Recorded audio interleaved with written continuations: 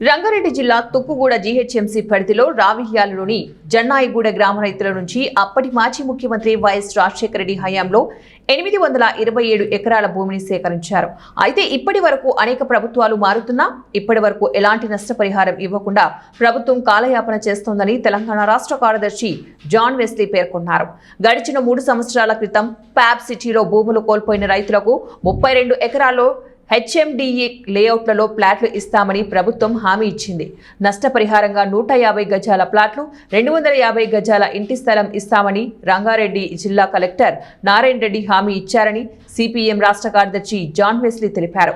అయితే సోమవారం ఫ్యాబ్ సిటీలో భూములు కోల్పోయిన రైతులకు ఒక్కొక్కరిగా ప్లాట్లు రిజిస్ట్రేషన్ చేస్తామని రంగారెడ్డి కలెక్టర్ హామీ ఇచ్చారని అన్నారు. అయితే ఇప్పటికే గత ప్రభుత్వం ప్లాట్ల రిజిస్ట్రేషన్ కోసం 3,72,00,000 మంజూరు చేసిందని తెలిపారు. సంతారెడ్డి ఆ రోజు టీడీపీ ఉండే అధికారంలో భర్త టీడీపీ, కేసీఆర్ ప్రభుత్వం వస్తే కేసీఆర్ లో సంబంధించిన టీఆర్ఎస్, మరి కాంగ్రెస్ వస్తే కాంగ్రెస్.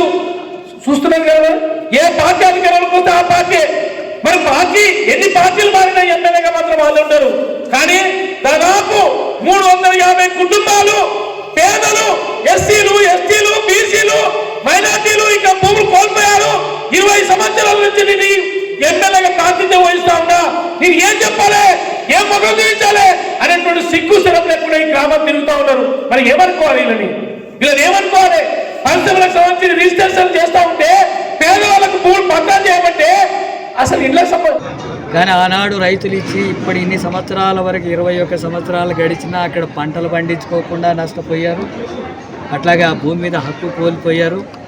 ఇలాంటి తీవ్రమైనటువంటి అన్యాయం జరిగిన తర్వాత ఇండ్ల స్థలాలైనా ఇవ్వకుండా జాప్యం చేస్తున్నందుకు సిపిఎం పార్టీ ఆధ్వర్యంలో రైతులంతా పోరాడి ఈ పట్టాలని సాధించుకోవడం, ఇండ్ల స్థలాలకు సంబంధించినటువంటి రిజిస్ట్రేషన్స్ అన్నీ కూడా ప్రభుత్వం చేసి ఇవ్వడానికి ఒప్పుకోవడం అనేటటువంటి జరిగింది.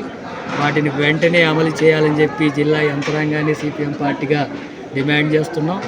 అలాగే అక్కడికి సంబంధించినటువంటి భూమిని చదును చేసి అక్కడ మొత్తం ఇండ్ల స్థలాలకు సంబంధించినటువంటి కేటాయింపులు జరగాల. అక్కడ ఇండ్ల స్థలాలు వరకే పరిమితం కాకూడదు, ఇండ్లు నిర్మాణం చేపట్టాలా, అక్కడ సౌకర్యాలు మెరుగుపరిచేటట్టుగా జరగాల. వాళ్ళకి జరిగిన అన్యాయాన్ని అంతా కూడా అరికట్టేందుకు చర్యలు తీసుకోవాల్సి ఉంటుంది.